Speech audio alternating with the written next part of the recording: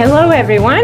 It is an honor to start with these virtual dialogues of our Emergente series, highlighting emerging stories, histories, and ideas between Australia and Latin America.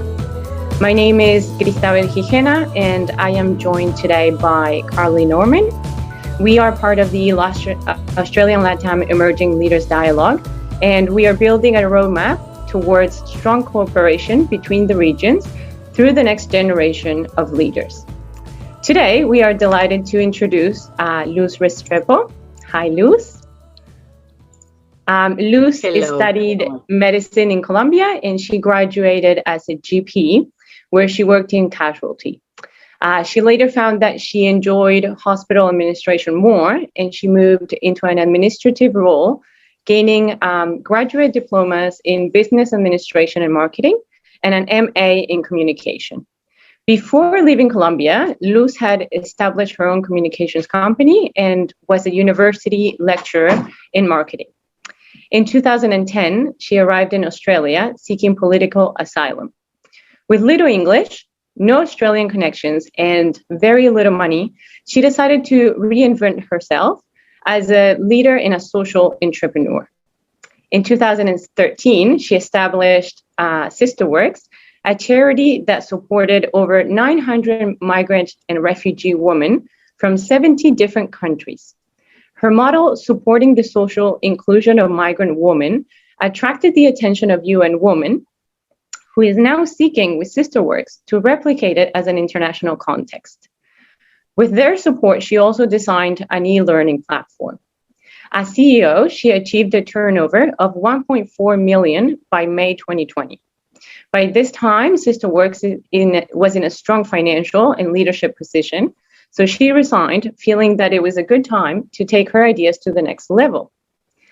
Drawing on this wealth of experience, she developed a unique entrepreneurial model that now aims to jump from social to economic inclusion, from supporting one organization to a network of businesses that can reach thousands of migrant women.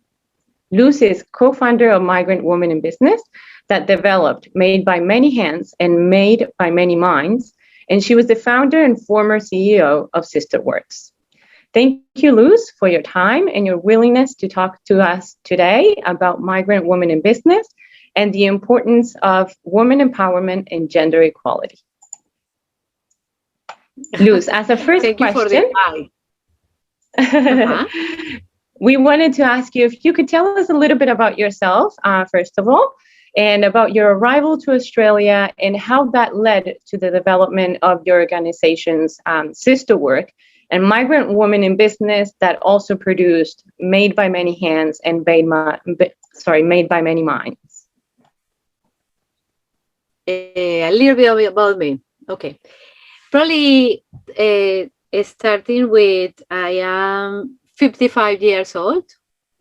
Came to Australia when I was 45. Yeah.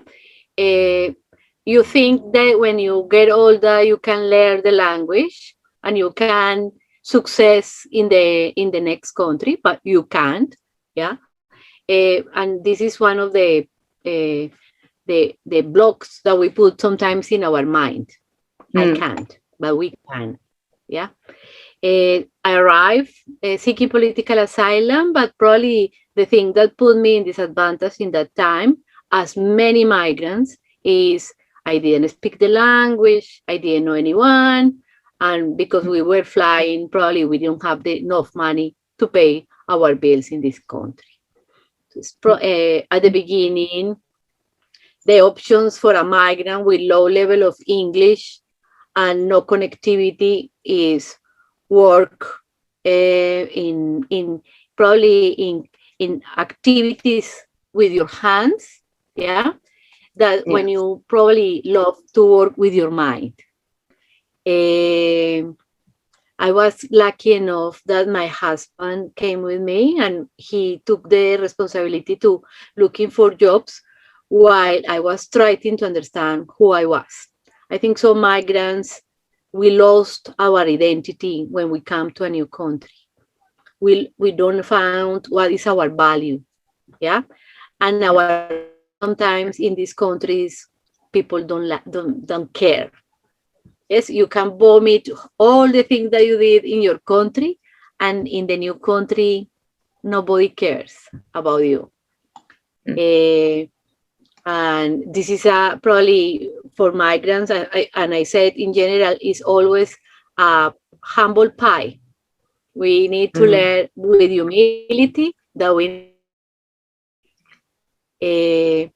as a mom, and this is something that I start to realize when I was looking for free English classes in community center. As a mom, and I am going to start to talk about other women, probably we are not thinking in jobs and in our profession and in our life outside home. At the beginning, as a moms, we think in settle our families first. Our children and our husband, they move more quick into the new society, and the moms go backwards. And when we think that it's time to looking for options, probably our self-esteem and our confidence is completely down. Because we feel like we are not going to move forward. Yeah. In my free English classes, as I said to you, as a new migrant, there is no money for me to pay a university or to do a proper English course. So I learn English in community centers in outdoor suburbs of Melbourne. I spent 5 days of the week looking for 1 hour, 2 hours English classes in Dandenong, Frankston, Kisbara, the city, wherever were $30 term English classes, I was there. Everywhere, a little bit everywhere, right? A little bit of everywhere, and probably in the beginning I could spend 2-3 hours in public transport to go for 1 hour of English classes. Yeah, to be resourceful to find, because obviously you need to speak the language, but obviously you need to know how to write and read in your new language. Yeah. Just in my free English classes, I start to meet women like me. Lack of English, lack of confidence, because we lost his identity. Yeah, lack of confidence. But these women were in this country 5, 10, 20 years, 30 years in this country, and they were in English classes with me. And I was 6 months after teaching them English. And the question was, why? Why make myself different to them? Yeah. And the answer is education. The possibility to go to study, to have a university, and to enjoy the possibility to write and read. I was the only one asking for synonymous, antonyms, past participle, future, and the women were struggling just to write their names in a paper. Yeah. I realized also that there are two kinds of migration: the professionals who migrate to this country or whatever high income countries, who can be tough, because to get the first job is about trust, and nobody trusts you because we can show our job before. Yeah, just professionals. But in the other side are migrants who are used to be in poor condition in our own countries. If a woman in our own country were struggling in poverty, when they came here, the barrier is huge. And this was the women that I started to found in the community centers. So this is the journey of SisterWorks, and now Migrant Women in Business is just an obsession. I found my why in Australia. I was a privileged woman in Colombia working for myself, for be accumulate and be just for me. And in Australia, I found that life is about give what you know to other people. And for me, become an obsession to be working for women who are resilient, brave, entrepreneurial, just need a little bit more opportunities to learn how to navigate in a country like this one. Absolutely. Is okay the introduction of myself? Yes, absolutely. I was just thinking how amazing it is to hear it from somebody else. I think all migrant women, I myself as a migrant woman can relate exactly to what you were just explaining.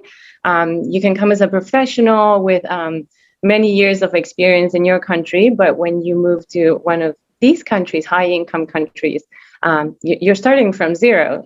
As you were saying, it's the language barrier turns out to be the first barrier that we face, but there are many more that come afterwards, especially with work experience and finding a job and feeling as a professional again, right? So just to follow on. Sorry. No, just want to add to your comment that I say all the time that migration is a process of knowledge about ourselves, because it's the barriers is us who create the barriers. Yeah, exactly. Because we are overwhelmed with all this new life, and yes, it's about us, our belief in ourselves. Absolutely. And following on that same idea and how you were feeling once you met all these migrant women and the situation that everyone, yourself and they were in, what was it that sparked that idea to develop SisterWorks and Women in Business? That was it a feeling, or was it something that was crossing your mind, or what would you say was the spark of the idea? The spark of the idea was how we're going to pay our bills. How these women who has been long-term employee are going to pay their bills, and how I'm going to pay my bills, thinking that if I don't find something in the short term, I'm going to become someone long-term employee. And probably because I am an entrepreneur, I did my first business in Colombia. The solution was to create a business, and which kind of business I can do where they are involved was all the time the thinking. I am going to move forward, but they are going to move forward with me. Because we need to create a cooperative, a something, and you just start to explore options, food, education, and because my background is also in marketing, you realize that Melbourne is a city that loves local markets. Melbourne is a city that loves locally made artisan things. Everybody in Melbourne has tried to make something with their hands. Melbourne loves food. And I said, okay, we are here. Why not to create something similar to Artesanías de Colombia? There is a big Colombian government business that support artisans. And I said, let's do something similar. And are going to be migrant women from many countries. Let's start to try to make and sell their craft. And this is how the idea was completely organic. Yeah, the women start, they were making their basket or their jewelry or their dolls, and I was looking for market opportunities, always for free. SisterWorks was set up as a charity because in that time, I didn't have the capacity building to develop a business. And it's easy to develop a charity in Australia. Yeah. So I set up a charity thanks to the support of professional Australian women who start to see I am a people's person. A lawyer, a marketing, a finance person, and one of my superpowers is connect people. So I just start to connect people around myself with the idea to support all these new entrepreneurs with this beautiful handicraft. And this was how SisterWorks started. But on the process, the business mind to make market is very hard. Yes, it's a hard work, and sometimes you can sell zero. And when the quality of the products are not good, you are not going to sell a lot. Because the women were enjoying to be together, making craft, and earn a little money, but was no sustainable business for anyone. Just probably start to realize that these artesanías de Colombia, this idea of something like the one that is in my country was not possible, that I needed to develop workshops and activities where women work together and produce in quantity with quality in a environmentally friendly products. And SisterWorks started to develop a social enterprise. To put an example, 4 women or 5 women in a kitchen can produce marmalade, an exotic marmalade, 200, 300, 400 yards in one day.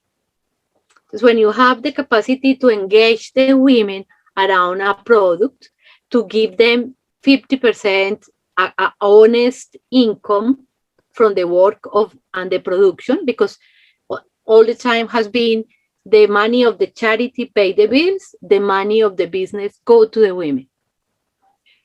And this was how the idea of SisterWorks started. But sometimes production is not empowered. With the time, I understood that the key thing is to push people to sell their products. Because when I am pitching to you, when I am selling to you my products, my services, I am improving my English. I am getting confidence because you are buying them. I am listening your opinion. I am feeling that I belong. The production not necessarily is the empowerment part or the money that they earn from that. And was in this point of time when I said, SisterWorks is a beautiful charity, it's already settled, probably is too big for an entrepreneur who is full of ideas, and a big business now need a proper manager, process and systems in place. It was in the middle of the pandemic, and I said, I think I need to give this baby to the next generation of migrant women, and I need to go to the next level, is how to support women who already are entrepreneurs to make their business success. Because if we have many women with small businesses and they strengthen their business, they are going to support other women. So we can create an ecosystem that grows quick. Yeah? Yes. And I also realize this is how migrant women in business start. Different to SisterWorks is a business, not a charity. Because I also understood that women, you need to put in their shoes, or when you arrive to this country and feel powerless, yes, you don't want to feel like you are vulnerable. Poor woman, I need, you need help. I help you. You don't want to feel that. You want to feel empowered.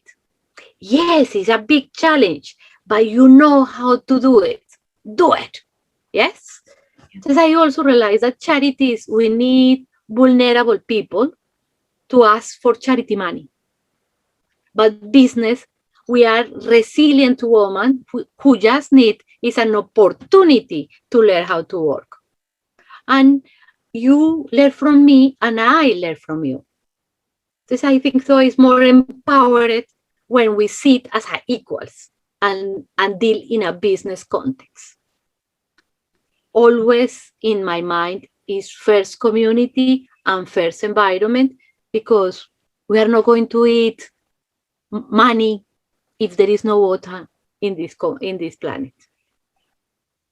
Because we need to be aware that whatever business that we create in 2021 is a sustainable business.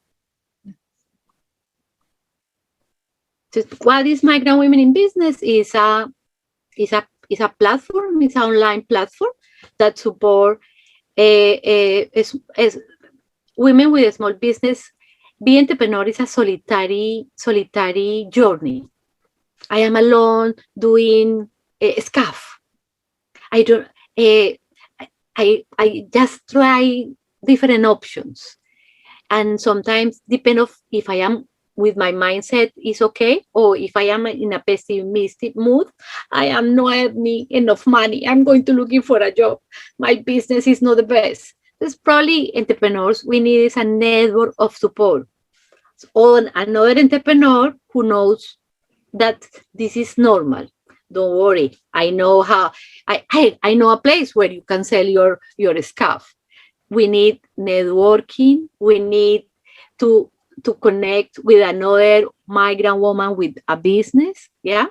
We need commercial opportunities. I think so. There is a study in Australia that we have beautiful products and services, but we don't know where to sell them.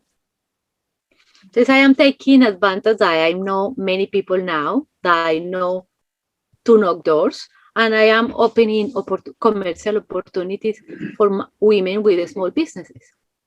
One of these commercial opportunities is called Made by Many Hands. That is a online marketplace. I don't know if it's called multi-vendor, means that each woman can manage their own store. And we just take a percentage of commission, 15%, if the woman sells something through the platform. So they are learning. The difference of Made by Many Hands is that the back end, when the woman has low level of literacy and digital skills, they can access to the online marketplace unless there is a way to help them to upload the photos, to put the text, to teach the children how to do it. Just we are trying to make a marketplace that is friendly for women with low level of digital and literacy and digital skills. This is an option. I am okay. I can't keep talking and talking and talking. You need to stop if I am going for the wrong way. No, we're very happy to hear you. I was just thinking how inspiring your story and your experiences for any of the future female leaders that are listening to the interview, and a great example of how leaving your comfort zone when you migrate, how it leads to amazing opportunities despite all the challenges that we find in the way, right? And I just wanted to ask you, also related to what you were just saying, how does the language barrier specifically affect or impact migrant women, and how or what do you think they can do to overcome this challenge? How do you think they can work on that and overstep the obstacle? I am saying at this point of time that I think so the people who can write and read, yes, can access to the technology. Yeah. There are many migrants who are literate in their own language that has difficult to write and read. It's not necessary migrants who are illiterate in their own language. Yeah. When you can write and read in your new language, you are disconnected and you are lack of opportunities, completely lack of opportunities, because this was created for people who write and read. Yes. This has been not created for other ways to communicate. And this is why, one, we need to find different ways to teach languages, because we know everybody learn in a classroom with a whiteboard and with a teacher. I think so many of us, we learn by doing, we learn by talking, we found our different ways. Yeah. But it's key to write and read in our new language if we want to access to technology. And this show us in the pandemic. What happened with migrant women in this pandemic? The ones who can be connected, they survive.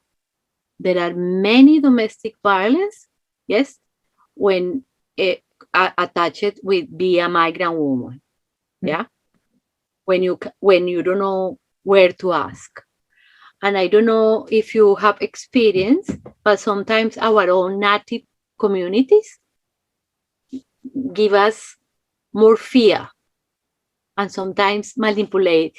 When you are illiterate and you don't know how to access to the main street information, sometimes we depend on the information that other people in our community tell us. And sometimes they take advantage of us. Yeah. And this is when we found in Australia slavery. Yeah.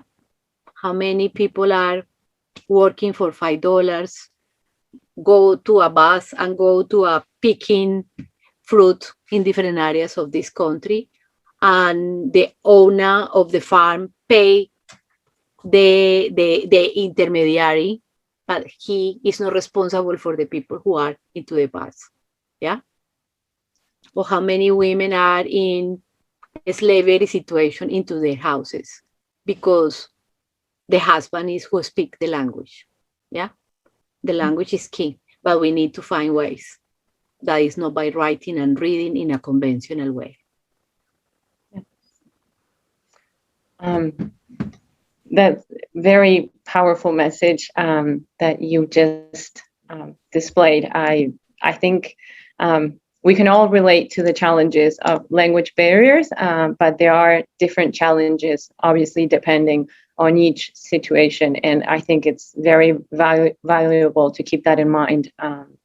And I think it's reconforting to know that there are support mechanisms and people like you that are helping to overcome these challenges through different platforms, and encouraging women to never stop learning as well. And encouraging migrant women to become leaders, because one is not enough. I am not going to change the world unless we are many. And it's incredible, and this message goes to many of you. Yes, we need to believe that we are leaders. We are. I can lead my life, and then I can help and inspire other people to change. Yeah, and this is when working with migrant women business owners is so powerful, because they already think that they are doing this business thinking in employ or work with other women. They already think that they are leaders. But in Australia, we have voice. Our problem is to find ways, to find a space when we are here. Because we need is, I say all the time, powerful together. We need open opportunities together. We need to start to uplift each other. We need to start to talk about each other's and open each other's opportunities to be heard, to make social change. Yeah.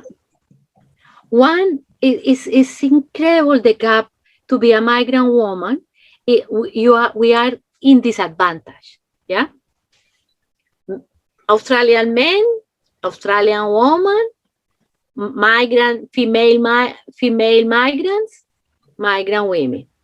yeah, and also depend of where you come and your professional or no background, yeah.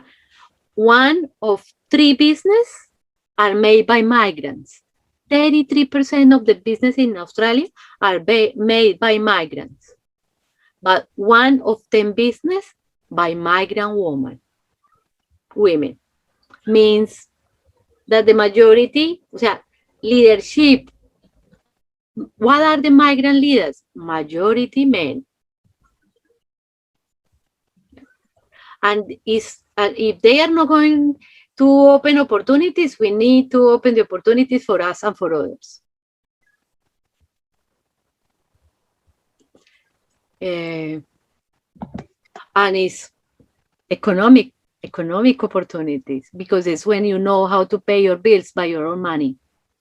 Because when you depend of other people's money, they have the power over you. Yeah. This is another important thing. We need to learn how to manage our finance, how to enjoy making money in a sustainable way, in a community way. Yeah, I think that's such a powerful message, and especially, you know, the whole idea of being more powerful together. I think that really resonates. I would just love to ask, I think you mentioned it a little bit previously in the other questions, but surrounding, I guess, although there isn't the data here in Australia, it's quite limited, but we know from other sources that the COVID-19 pandemic does disproportionately affect racial and ethnic minority groups. So I guess we would love to know, how has the pandemic affected migrant women living in Australia, the social and political environment of migrants, and the overall social cohesion in Australia? And how have those initiatives been able to support them during this time? I think so. I have talked a little bit about all of this stuff, and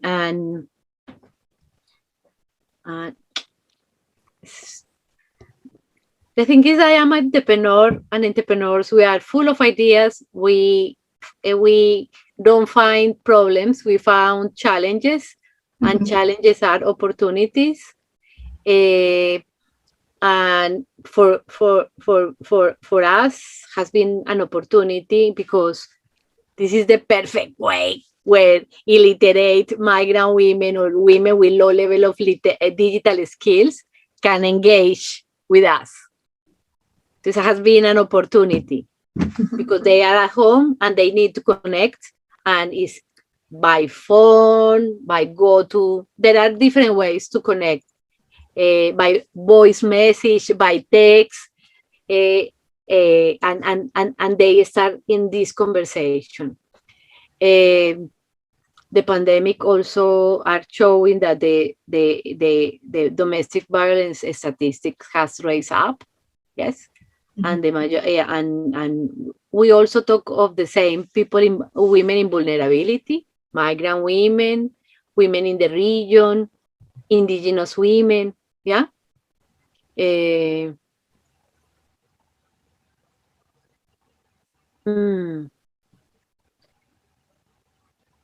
idea what other things to say in addition, Carly, to the thing that I already said. Yeah.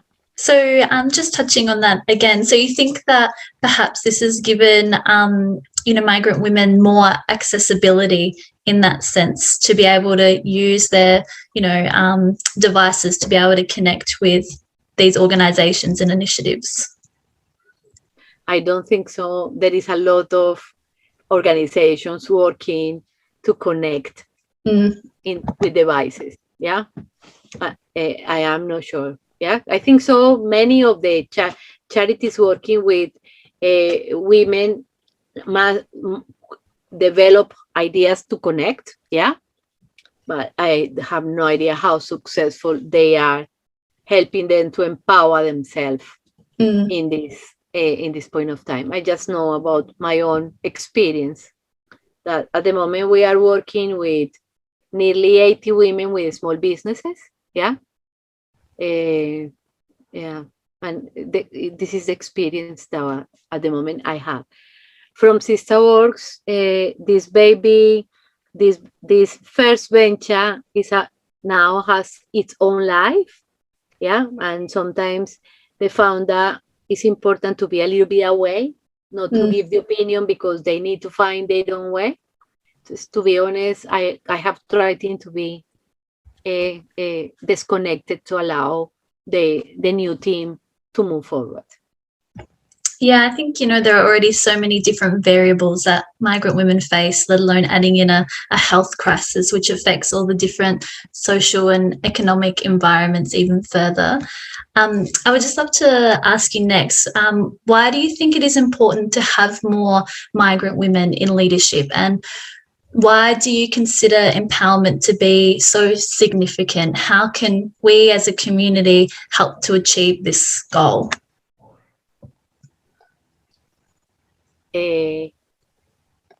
Why we need more migrant leaders is the question? Yeah. Why do we need more migrant women in leadership? We need new voices. We need diversity. We need different ways to do the same stuff.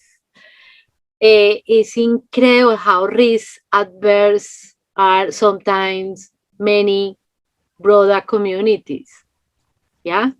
And migrants, we are risk takers, because the first thing is to leave our country to arrive here and experiment what's going on. And we need this in Australia. Risk. Yes. Learn how to manage these uncertainty times. There is not a lot of time to planning and projections because the things change all the time. Yeah. And could be learn from migrants is something that will be welcoming. Yes. We need not to be we are hard workers, but not necessary, but we need to have to be in powerful positions. Yeah. And we need to open that powerful positions. How? Creating this community that need to grow and support each other. Yes. Is to be a politician, you need these people who vote for you, who believe in you. Yeah. To be successful in your business, you need word of mouth and people encouraging and talking about your business. Yeah. This is on the way that we create this strong network. I strongly believe that this is the current times is women's time. Doesn't matter what is our background and age. Yes, we are the carers of the families. We know how to care for the planet. We are beyond money and beyond power, but we need to be able to work together. And leadership is also to allow others sometimes to lead or to take the responsibility to push other women to move forward. Yeah. Yeah, I think that we have a long way to go in recognizing the importance of having migrant women in leadership positions, but it's so inspiring to see initiatives like Migrant Women in Business working towards those goals. And just lastly, I would love to ask, what is one piece of advice that you would give migrant women who are struggling to find their way in Australia or who are just starting out their journey in a new country? I said a couple of times, believe in yourself. Yeah. Believe, confidence. You can do it. You can do it. Yeah. Connect with others.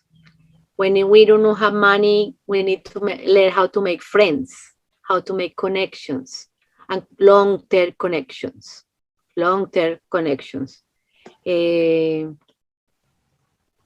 And support each other. Yeah. Support each other. We are in Christmas. Support each other means, for example, Made by Many Hands has nearly 60 women selling amazing products and services. a product with a story, locally made, and environmentally thinking in environment, because this is also part of our networking, how we are building our business, thinking in our communities and in our environments. So Made by Many Hands is a good option to inspire other women, to support other women.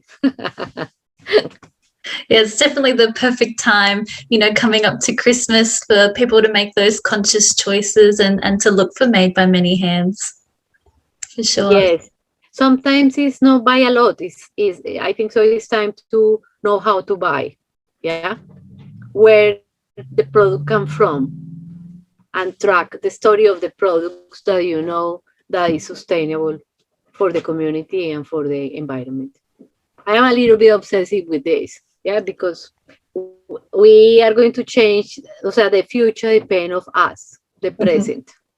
This present is the responsible of what happened next. Yeah, most definitely. Oh, well, thank you so much for sharing your wise advice. And thank you so much, Luz, for your time today. It was very interesting and an enriching dialogue that helped us to deepen our knowledge on migrant women in business. And for everyone that is watching, stay tuned as we will continue with more online dialogues for our Emergente series. Stay safe. Ciao.